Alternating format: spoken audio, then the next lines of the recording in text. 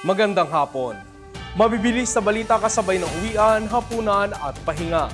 Mga up-to-date na balita ngayong araw ng Lunes. Garantisadong mabilis lang to.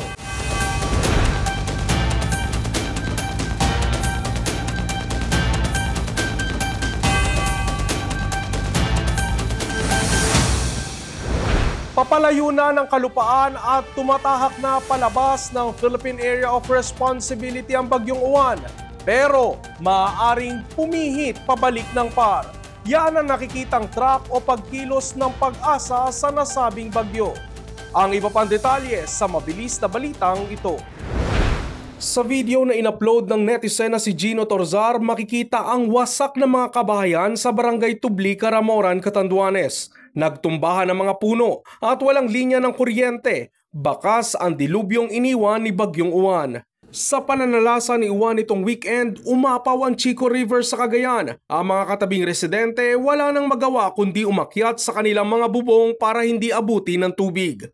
Nawasak naman ang Amper Boulevard sa Dipakulaw, Aurora. Problema ngayon na madaanan ang lugar. Kita rin ang putik baha sa Baras, Catanduanes, kung saan kapansin-pansin ang malaking landslide sa lugar. Umapaw rin ang mga ilog sa Kalinga na mistulan ng nilamon ng tubig ang bayan ng Tanudan. Sa tala ng NDRRMC, umabot sa 1,436,820 ang bilang ng mga individual na nag-preemptive evacuation sa tulong ng mga lokal na pamahalaan at NDRRMC o katumbas ng 330,000 families mula yan sa 11 rehiyon sa bansa o 41 lalawigan. Sa kasalukuyan, mahigit 730,000 sa ating mga kababayan ang patuloy pa ring nakalikas. 523,000 ang nasa 8,900 evacuation centers, habang 207,000 naman ang nanunuluyan ngayon sa mga kaibigan o kaanak. Batay sa casualty report ng NDRRMC, 2 katao ang naitalang nasawi, isa sa Viga, Catanduanes at ang isa naman sa Catbalogan City, Samar, habang 2 rin ang sugatan. Kasalukuyan pang inaalam kung may nawawala. Patuloy pa ang NDRRMC sa pangangalap ng datos. Lumalayo na sa kalupaan ng bansa ang Bagyong Uwan matapos itong lumabas sa baybayin ng La Union kaninang umaga ayon sa Pag-asa. Bandang 11:30 ng umaga namataan ang bagyo sa layong 135 kilometers kanluran-hilagang-kanluran ng La Union, habang kumikilos pa kanluran-hilagang-kanluran sa bilis na 20 kilometers per hour. Taglay pa rin ni Uwan ang lakas ng hangin na 130 kilometers per hour malapit sa gitna at pagbugsong 160 kilometers per hour.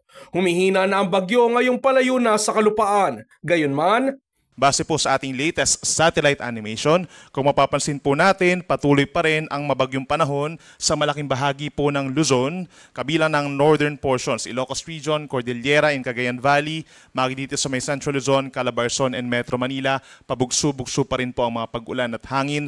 Direktang epekto nitong si Bagyong Uwan dahil sa ngayon malaki pa rin po ito kahit ito ay nasa may West Philippine Sea. Affected din po ng trough o yung extension nitong bagyo ang natitirang bahagi po ng Luzon at Western Visayas, kaya minsan may mga kaulapan din po at may mga pag-uulan.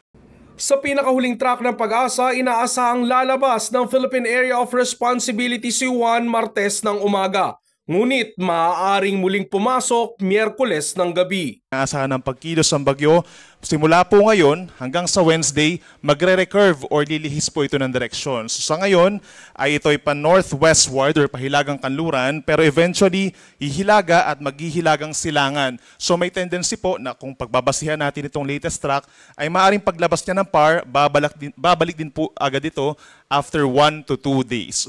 Nananatiling nasa typhoon category si Uwan sa ngayon, ngunit posibleng bumaba sa tropical storm category na lamang at low pressure area sa mga susunod na araw. Sa kasalukuyan, nakataas pa rin ang tropical wind cyclone signal number 3 sa Ilocos Sur, North at Central La Union at hilagang kanluran ng Pangasinan.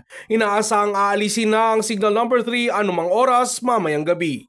Samantala, signal number 2 sa Batanes, Cagayan, Isabela, Quirino, Nueva Vizcaya, Cordillera Region, Ilocos Norte, natitirang bahagi ng La Union at Pangasinan, Aurora, Zambales, Bataan, Nueva Ecija, Tarlac, Pampanga at Bulacan. Signal number 1 naman sa Metro Manila, Calabarzon, Mimaropa, Camarines Provinces, Albay, Sorsogon, Masbate, Aklan, Capiz, Antique at Palawan. Mas mapagtutuunan na ng pansin ng gobyerno ang pagbangon ng mga pamilyang nasalanta ng mga bagyong Tino at Uwan matapos ideklara ni Pangulong Marcos ang isang taong state of national calamity sa buong bansa. Mabilis na balitang hatid ni Michelle Giliang. Sa bisa ng Proclamation No. 1077, idineklara ni Pangulong Bongbong Marcos ang State of National Calamity sa buong bansa sa loob ng isang taon dahil sa matinding pinsalang iniwan ng Bagyong Tino. Nilagdaan ng Pangulo ang proklamasyon noong November 5 at mananatiling epektibo hanggat hindi ito binabawi ng Pangulo. Ang proklamasyon ay bunsod sa rekomendasyon ng National Disaster Risk Reduction and Management Council dahil nagdulot si Tino ng malalakas na ulan, malawakang pagbaha at mga pagguho ng lupa sa iba't ibang rehiyon ng bansa. Ayon sa NDRRMC, kailangan ng deklarasyon para mapabilis ang pagtugon ng gobyerno sa mga apektadong lugar tulad ng rescue, relief at rehabilitation operations, pagpapatupad ng price-free sa mga pangunahing bilihin at mapayagan na mabilis sa paggamit ng pondo ng national at local government agencies.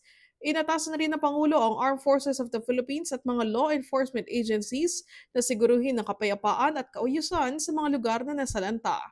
Nag-alay naman ng dasal ang first couple para sa mga pamilyang apektado ng Bagyong Tino at Uwan. Sa social media post ni First Lady Liza Marcos, nagsagawa ng Sunday Mass sa chapel sa loob ng Malacanang Palace ang pamilya Marcos para ipanalangin ang mga Pilipinong natamaan ng mga bagyo. Sa Ilocos Region, binuksan ang 104 evacuation centers. Ayon sa DSWD, maagang nagsilika sa mga pamilya sa mga bayan ng Pagudpud at Curimao sa Ilocos Norte dahil sa Bagyong Uwan. Sa bayan ng Bangar sa La Union, higit 70 pamilya mula sa mga coastal barangay at lugar na malapit sa ilog ang inilikas dahil sa banta ng pagtaas ng tubig. Pagtitiyak ng DSWD Field Office 1, sapat ang food at non-food items sa lugar. Nakapreposition doon ng 111,200 family food packs at 11,364 non-food items tulad ng sleeping kits, hygiene kits, family kits at kitchen kits. Nakapwesto sa iba-ibang parte ng rehiyon ng food packs para mabilis na maipadala sa mga nangangailangang pamilya. Sa Central Luzon, namahagi ng hot meals ang DSWD sa daang-daang pamilya na nasa evacuation centers. Namigay rin doon ng ready-to-eat food packs. Higit 20,000 family food packs ang ipinakalat sa rehiyon bilang paghahanda sa epekto ng uwan. Michelle Giliang, para sa All TV News, Channel 2. Sa iba pang mabibilis na balita, singil sa kuryente, tataas ngayong Nobyembre. Presyo ng produktong petrolyo tataas na naman ngayong linggo. At mga storya ng bayanihan sa panahon ng kalamidad, alamin. Abangan yan sa pagbabalik ng Mabilis Lang To!